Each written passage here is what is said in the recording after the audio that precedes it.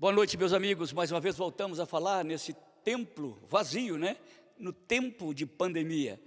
Estamos falando diretamente aqui da Igreja Presbiteriana de Jaú, a Igreja Central aqui de Jaú.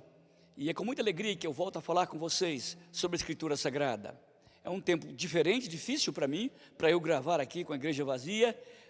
Também deve ser difícil para você que é acostumado a me ouvir e me ver pessoalmente, mas estamos trabalhando de uma forma precária, mas queremos fazer disso condições muito melhores, mesmo que depois de presencialmente, nós iremos continuar transmitindo os nossos cultos presenciais também ao vivo, através dos meios de comunicação. Então, gente, vamos começar a leitura, o culto com a leitura das Sagradas Escrituras em Jeremias, no capítulo 2. É um texto fascinante, através do profeta chorão, chamado profeta, sim, o Jeremias, o profeta chorão. Capítulo 2, a partir do versículo 9, diz o seguinte: portanto, ainda pleitearei convosco, diz o Senhor, e até com os filhos de vossos filhos eu pleitearei.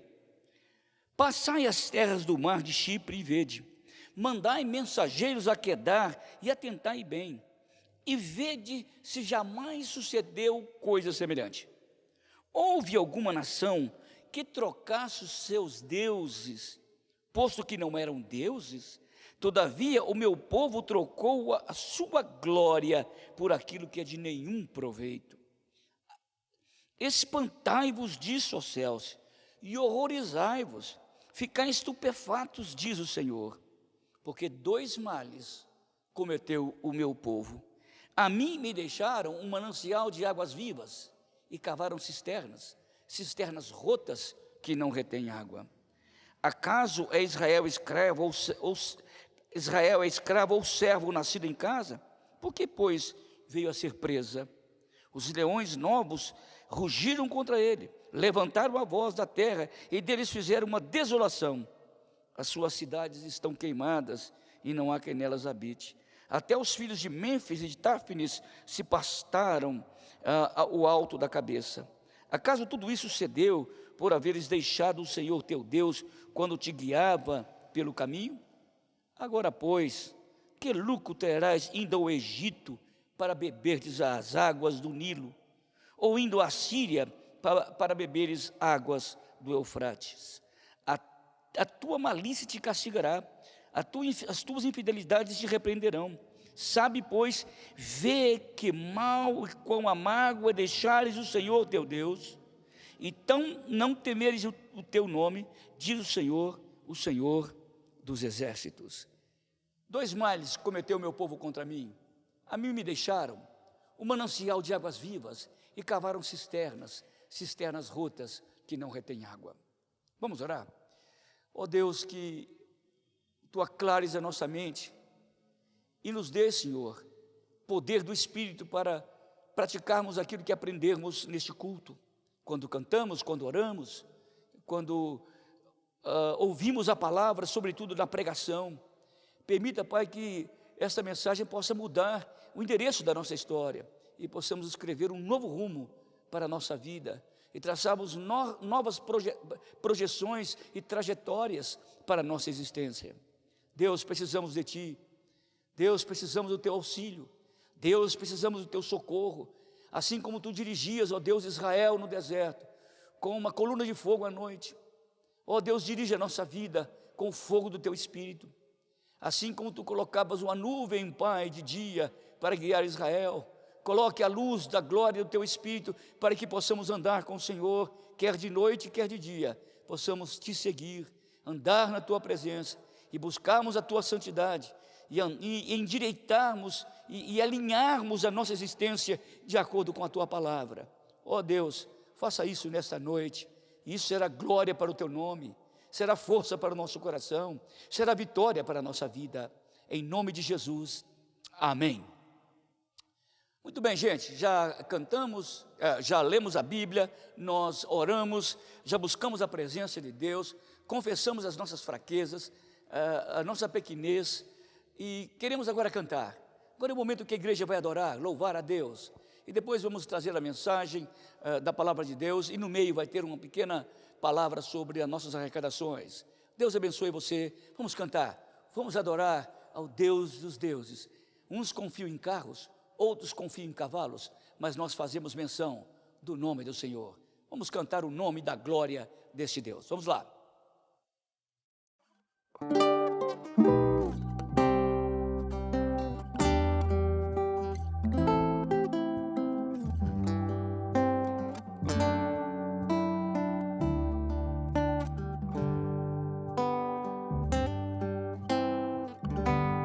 Quero ser como a criança, te amar pelo que és,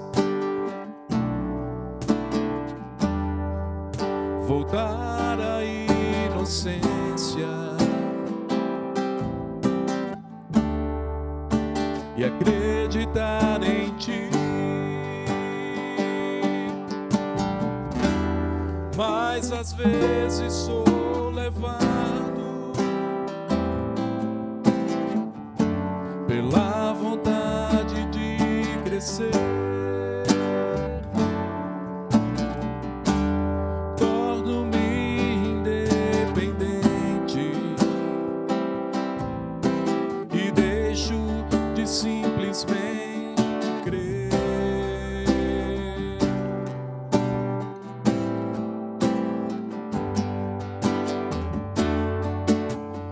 Posso viver longe do seu amor, Senhor.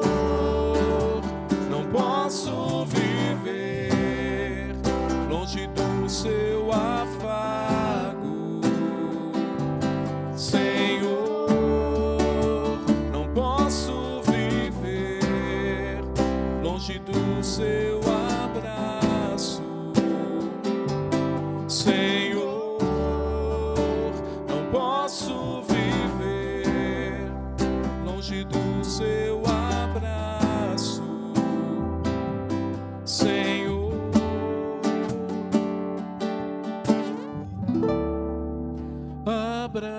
Abraça-me,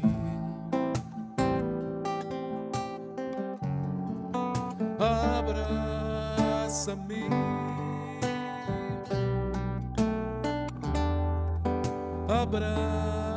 abraça-me com seus braços de amor. Abraça-me,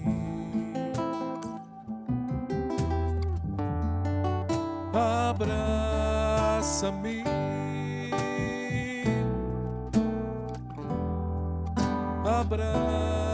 abraça-me com seus braços de amor.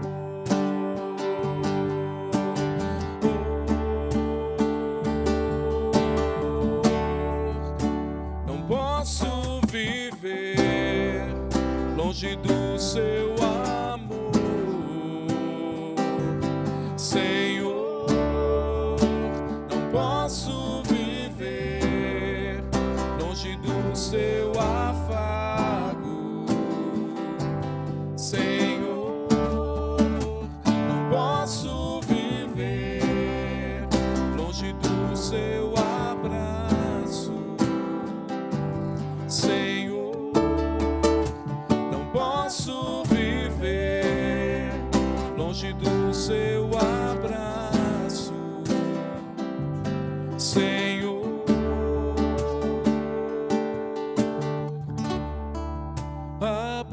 Abraça-me,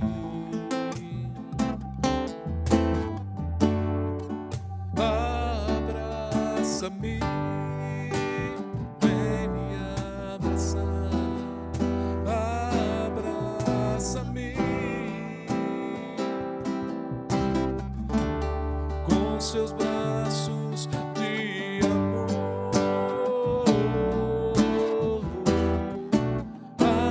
Abraça-me,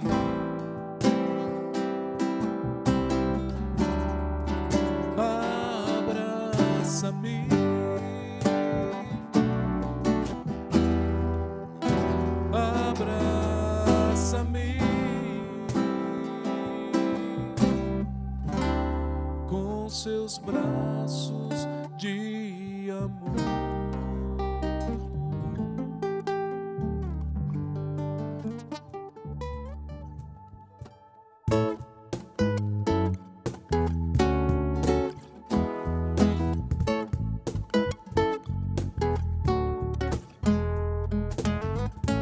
Nas estrelas vejo a sua mão, e no vento eu ouço a sua voz. Deus domina sobre a terra e mar. O que Ele é pra mim, eu sei o sentido do Natal, pois na história tem o seu lugar. Cristo veio para nos salvar. O que Ele é pra mim é que um dia o seu amor senti, sua imensa graça eu recebi. Descobri então que Deus não vive longe lá no céu, sem se importar comigo, mas agora ao meu lado está.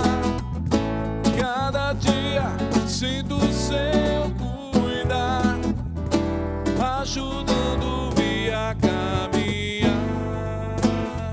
Tudo Ele é pra mim.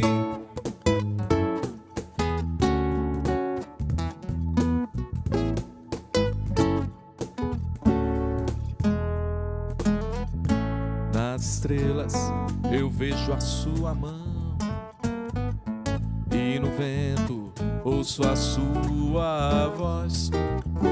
Deus domina sobre a terra e mar.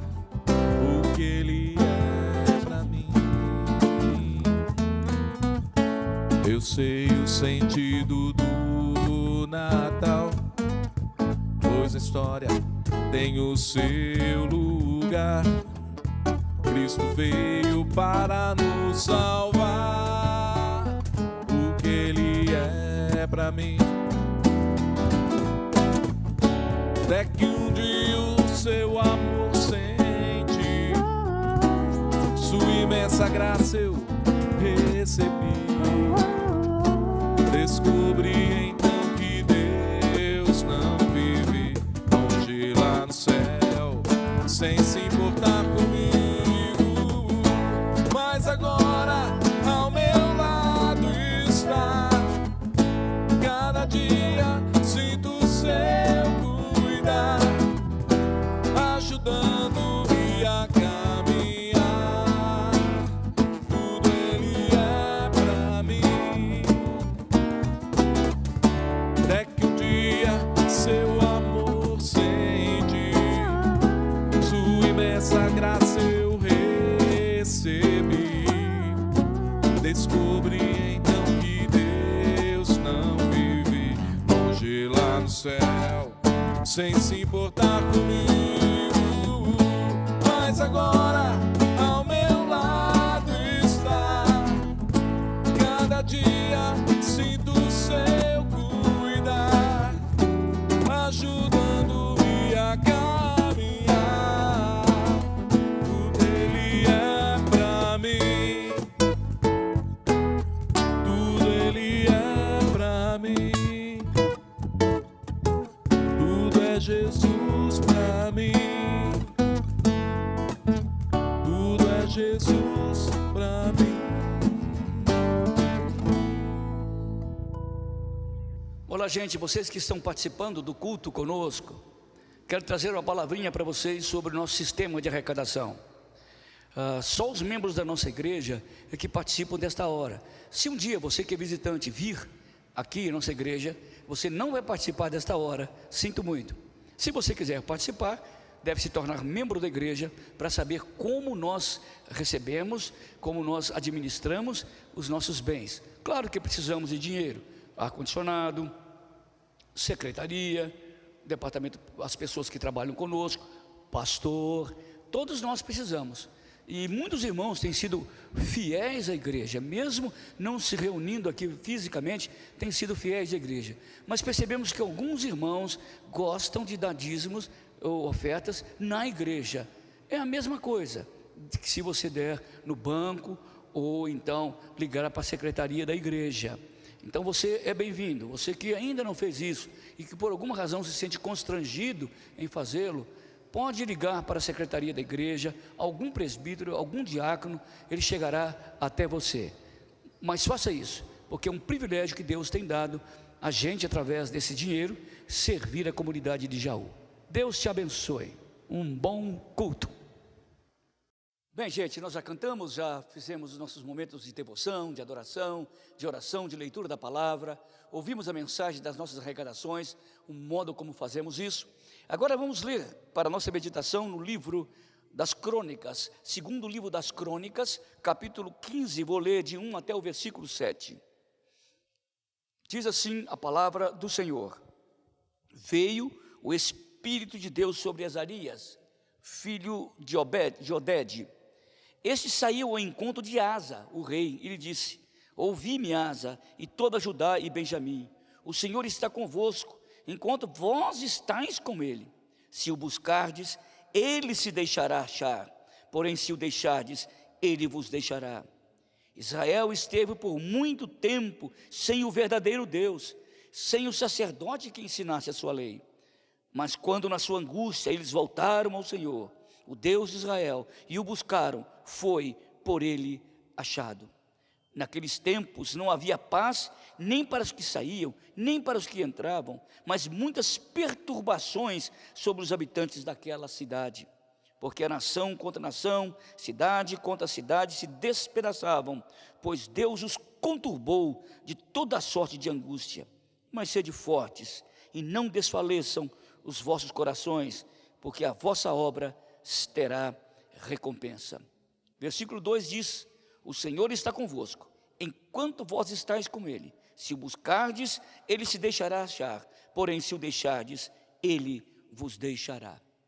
Obviamente, quando Crônicas está falando isso, é no mesmo contexto que escreveu Isaías e Jeremias, porque Crônicas está bem longe destes textos da Bíblia, desses profetas, mas os fatos aconteciam no mesmo momento em que li aquele texto no começo de Jeremias, era o que estava acontecendo aqui. Muito bem, Deus está falando: vocês andaram muito tempo sem mim, agora se vocês me buscarem, eu me deixarei achar, mas se vocês não me buscarem, eu me esconderei, eu não me deixarei achar por vocês. Óbvio que ele está falando não a respeito da salvação individual, ele está falando de um socorro para uma nação. Não é disso que precisamos hoje, em tempos de pandemia? Muito mais do que a salvação individual, porque a temos, ele não nos abandonará jamais, mas será que ele não abandonou o Brasil por esses tempos? Será que ele não está castigando a terra com seu juízo? Se nós agradecemos a Deus quando chove no tempo certo, quando tem sol no tempo certo, porque Deus também não pode estar fazendo ou permitindo que estas coisas aconteçam sobre as nações do mundo? Particularizando, será que o Brasil, a nossa amada pátria brasileira, não tem se afastado do Senhor Deus? Não tem abandonado o Senhor Deus? Como diz o profeta Jeremias: duas coisas o povo de Israel fez contra mim. A mim me deixaram um manancial de águas vivas e cavaram cisternas rotas que não retêm água. Creio que nesses tempos é mistério que possamos pensar nessas coisas, refletir sobre essas coisas. A quanto anda o evangelicalismo brasileiro? A quanto anda o avivamento, tão famoso avivamento brasileiro? Como que os cristãos agora incluem, inclusive os católicos e os carismáticos, como os cristãos, na verdade, têm se dobrado diante de Baal ou se dobrado diante do Senhor? Têm buscado ajuda no Egito ou buscado ajuda no Senhor? O que faz com que uma nação como a nação de Israel abandonasse o Senhor? O que provoca esse sentimento nas pessoas? A primeira coisa que eu percebo aqui, dentro dos profetas, sobretudo pelos profetas, e o contexto de Crônicas está dentro dos profetas, eu percebo que existe uma espécie de fastio pelo sagrado. Isso é uma coisa muito triste. O que é um fastio pelo sagrado? Sabe quando a gente é acostumado a comer uma comida gostosa a vida inteira, e depois que a gente costuma comer, não tem mais aquele paladar, ou não tem mais aquele gosto, ou melhor, a gente não dá o maior valor que dava antigamente?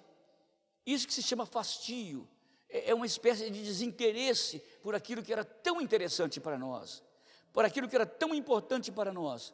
Há um fastio. É comum que com o uso das coisas nós caiamos num fastio. Fastio de um casamento, fastio de um trabalho, fastio de uma relação social. É possível que nós caiamos nisso e que a gente perca a visão do sagrado, perca a visão daquilo que é glorioso, perca a visão daquilo que é Deus, ou então desinteressa-se tanto pela visão que busque outras visões, outros páramos, outras regiões, outras Canaãs, outras terras para a sua vida. Creio que a nação de Israel havia abandonado o Senhor por causa do seu fastio pelo sagrado. E isso pode acontecer muito com os cristãos, quando nós começamos a institucionalizar as nossas relações. Quando aquilo que nos leva à ceia do Senhor não é mais a experiência sagrada com Cristo que morreu por mim na cruz. Nós ficamos tão enfastiados pelo sagrado da ceia, que mal oramos agradecer a Deus por tão grande sacrifício, confessando a Deus os nossos pecados. Parece que a gente tem um monte de ideias na cabeça, mas a experiência com o sagrado está apenas no campo da lógica, no campo da instituição, no campo da religião, mas não está no campo da experiência pessoal com o sagrado.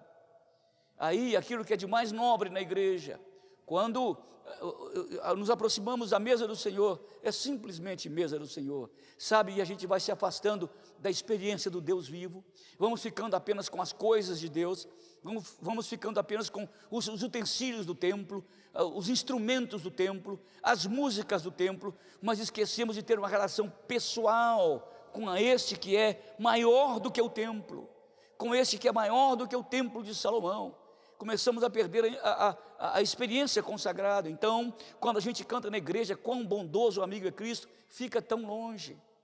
Quando a gente canta que Deus é maior, nada é maior do que Deus, nos nossos cânticos espirituais, isso está tão longe da nossa experiência, que se torna apenas um papagaio de pirata, comentando e falando coisas que ele não sente e não tem experiência.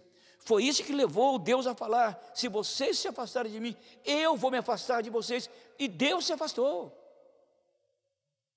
Veja que os assírios se aproximaram de Judá, e Judá foi buscar o Egito como ajuda. Esqueceram que a ajuda primeiro é Deus. Esqueceram de buscar a experiência divina, a experiência consagrada.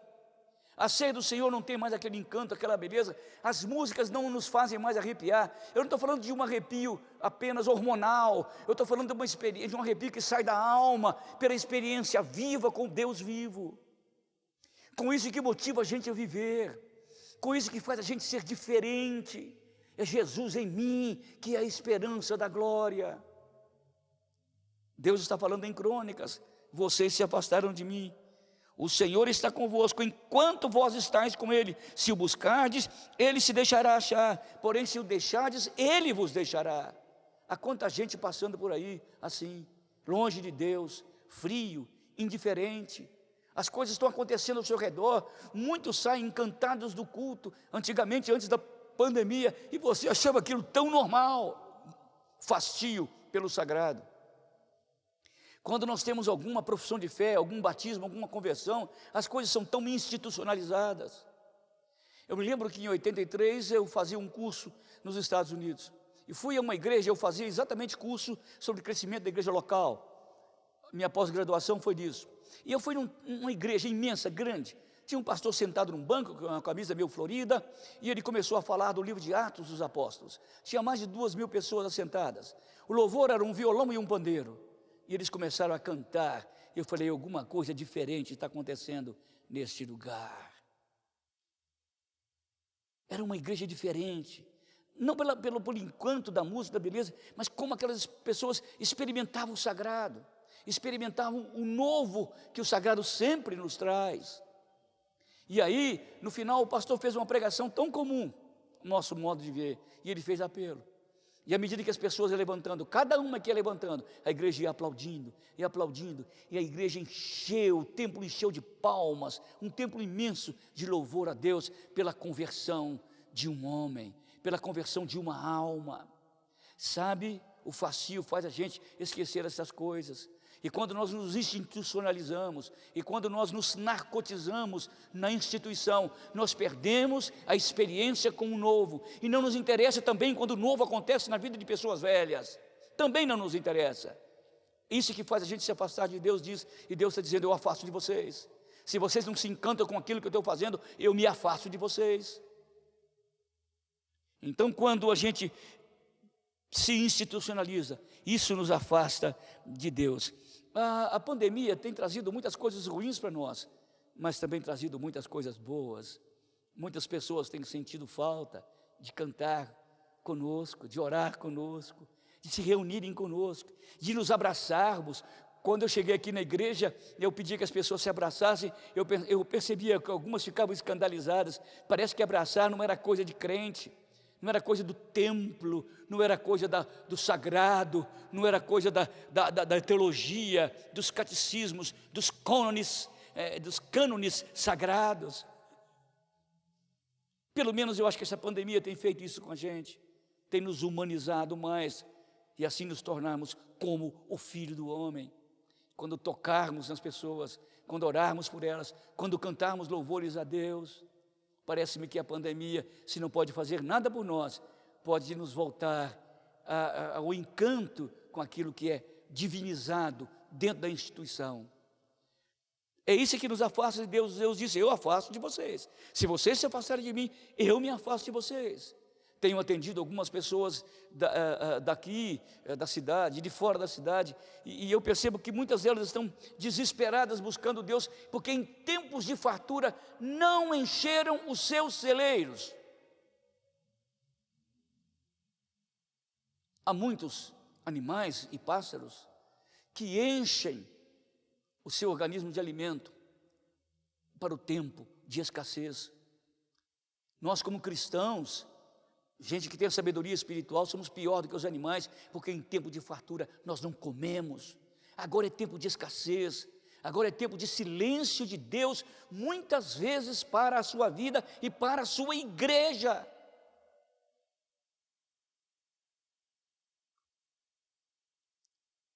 Nós começamos a não nos encantarmos mais com o sagrado, e a pandemia nos traz de volta para essa realidade espiritual.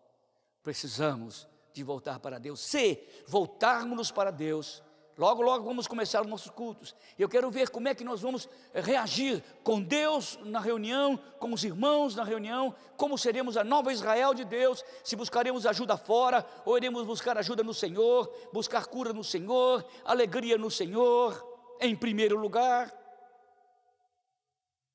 Buscamos a nossa riqueza nele, o nosso alimento nele, a resposta para as situações financeiras nele em primeiro lugar. Buscar em primeiro lugar, diz Jesus, o reino de Deus e a sua justiça, e as demais coisas vos serão acrescentadas. O que nos afasta de Deus é o fastio pelo sagrado. Israel estava enfastiado pela lei, enfastiado pelo culto, aquele culto imenso, cheio de glamour, de cor, de beleza, mas oco, vazio de Deus. E Isaías diz: esse povo me busca com os lábios, mas o coração está longe. Jesus confirma esta palavra lá no Evangelho. Este povo me honra apenas com os lábios, mas o coração deles está longe. Talvez a nossa vida cultica, cerimonial ou até pessoal está completa. Todos os quesitos de uma liturgia legal estão quitadas. Eu fui visitar uma igreja em Campinas, estavam me convidando uma época para ser pastor lá, e quando eu entrei na igreja e comecei a pregar, tinha a liturgia toda no boletim, hino, ora fulano, e Beltrano vai fazer isso, e eu via que a maioria das pessoas, assentadas, bem vestidas com a caneta, ia quitando parte por parte da liturgia, como se fosse um rito de uma empresa. Eu não estou dizendo que a gente não deve ser ordeiro, não é isso. Mas o culto é muito mais do que quitar, colocar no final tudo quites. Culto é experiência com o sagrado a partir da experiência com o seu irmão. Israel estava enfastiado de templo, de vestes sacerdotais, de músicas tocadas pelos levitas, clarins e alaúdes, tambores tocados pelos músicos. Israel via aquilo como coisa de nenhum valor. Nunca vi, Deus diz ao profeta Jeremias, nunca vi um povo que fizesse isso. Eu nunca vi ninguém que trocasse um Deus pagão pelo outro Deus, e Israel me trocou o Deus vivo. Trocou o manancial de águas vivas por uma cisterna rota. Tem muita gente comendo lixo, tem muita gente comendo vômito, tem muita gente voltando para a lama, quando já viveram na glória do Senhor. Isso é o fastio religioso. Outra coisa que nos faz afastar de Deus, quando queremos de Deus, na igreja, na vida pessoal, apenas aquilo que nos interessa. O que Israel queria aqui? Se livrar da Síria, se livrar dos inimigos. E Deus diz, isso não é suficiente.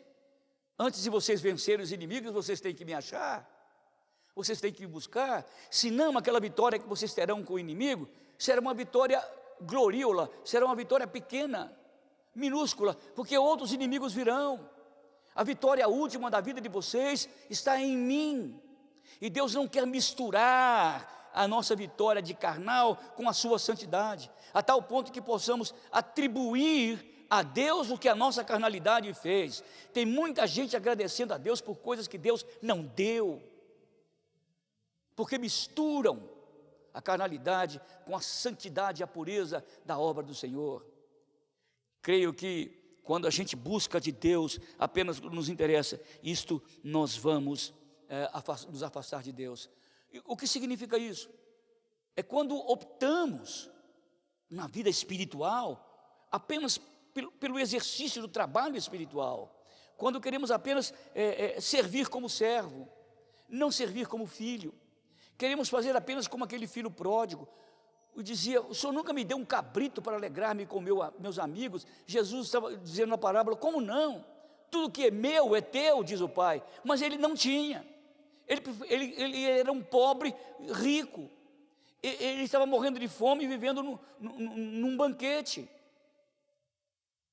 Olha, gente, quando a gente começa a trocar as coisas de Deus pelo Deus das coisas, a obra do Senhor pelo Senhor da obra, nós começamos a nos afastar de Deus. E isso nos institucionaliza de tal forma que a gente fica petrificado, até mesmo os nossos moldes, não há nada novo. Tudo é adrede estabelecido, tudo é desenhado, tudo é quitado como naquela igreja, mas não tem liberdade, não tem vida, não tem criatividade. O novo já não faz diferença mais pela nossa vida, porque estamos enfastiados, porque estamos apenas trabalhando por aquilo que nos interessa. Queremos apenas no nosso serviço espiritual o favor dos homens, a glória dos homens, o amém dos homens. Assim é que os hebreus viviam, assim é que eles estavam, e Deus disse, se vocês me buscarem, eu vou me deixar achar, mas se vocês me abandonarem, eu vou abandonar vocês. Perceberam como nações poderosas, protestantes, foram abandonadas por Deus? A Alemanha, os Estados Unidos, agora mais ainda, a Inglaterra. Deus foi abandonando esses povos e trazendo salvação para os asiáticos, salvação para os zulus, salvação para os latino-americanos. Deus foi abandonando aquelas nações que se enfastiaram dele, porque buscavam apenas interesses colonialistas, usando a religião cristã para colonizar e para desgraçar os pobres. Deus abandonou aquelas nações quando optam pelo trabalho e não por Deus o trabalho. Quando queremos a bênção de Deus, quando queremos fazer apenas uma troca com Deus, nós vamos no culto no domingo porque ele tem mais bênçãos do que na quarta-feira, por exemplo, do que no pequeno grupo, do que nos departamentos da igreja. Nós queremos apenas a bênção de Deus, mas ele transforma essas bênçãos que poderiam nos dar, essas bênçãos se transformam em ira. Se vocês me abandonarem, eu vou abandonar vocês. Não podemos perder essas bênçãos de Deus apenas porque nos enfastiamos dele. Nós somos crentes no Senhor Jesus e a gente não pode brincar com Deus, a gente não pode brincar com a igreja de Deus, a gente não pode tratar Deus e a sua glória na igreja como coisa. A igreja não é coisa, Deus não é coisa, Deus é santo, sagrado, deve ser adorado. A igreja não é coisa, é a noiva do Cordeiro. Aquilo que eu ando falando sempre por aí. E Deus diz: olha, Israel esteve por muito tempo sem o verdadeiro Deus, sem o sacerdote que ensinasse a sua lei. Mas quando na angústia eles voltaram ao Senhor, o Deus de Israel, e o buscaram, foi por ele achado. Deus castigou Israel muito tempo. Deus não tem pressa de deixar de castigar, mas também Deus não tem pressa de deixar de abençoar. Ele amaldiçoa até a terceira e quarta gerações daqueles que não o buscam, mas abençoa até a 1000ª geração. Hoje, agora, é o tempo de Deus de voltarmos para Ele, porque se voltarmos com o coração genuflexo, um coração quebrantado, contrito, Deus se deixará achar. A gente não consegue ver Deus, sabe por quê? Porque estamos longe dEle. Estamos míopes, tomados por tantas coisas desta vida. Jeremias diz no seu livro, Deus dizendo através de Jeremias: buscar-me-eis e me encontrareis, quando me buscardes de todo o vosso coração. É tempo de voltarmos para Deus, antes que juízos mais severos caiam sobre nós, nossos filhos, nossa igreja e sobre a nossa nação. Deus nos traga de volta, por misericórdia, ao seu redil gracioso, onde mora ali e trabalha ali o divino pastor Jesus Cristo. Amém. Bom, gente, foi uma alegria estar aqui com vocês. Estamos já terminando o nosso encontro. Que Deus possa abençoar a sua vida, encher a sua vida de graça e de misericórdia, que você se volte para o Senhor, mas se volte de corpo e alma, devoto, entregue, como dizia aquela expressão latina, totus tuo, isto é, totalmente teu. Tá bom, gente? Vamos orar? Pai, obrigado por essa noite, por esse tempo de culto, por essa palavra trazida. Desperta o nosso coração, para que a gente perceba o cheiro do Senhor, o encanto do Senhor, a glória, o teu perfume. Enxergue na oração, na leitura da palavra, sobretudo na igreja, que é o perfume de Cristo. Hoje, que o Senhor nos abençoe e certamente o mundo temerá o teu nome através do nosso testemunho. Em nome de Jesus, amém. Que a graça do Senhor Jesus Cristo, o amor de Deus e nosso Pai, a comunhão e a consolação do Espírito estejam com vocês e com todo Israel de Deus, hoje e para sempre. Amém. Foi legal, gente, estar com vocês. Domingo que vem a gente volta para falar novamente sobre a Escritura Sagrada, a Palavra de Deus. Um abraço, até lá.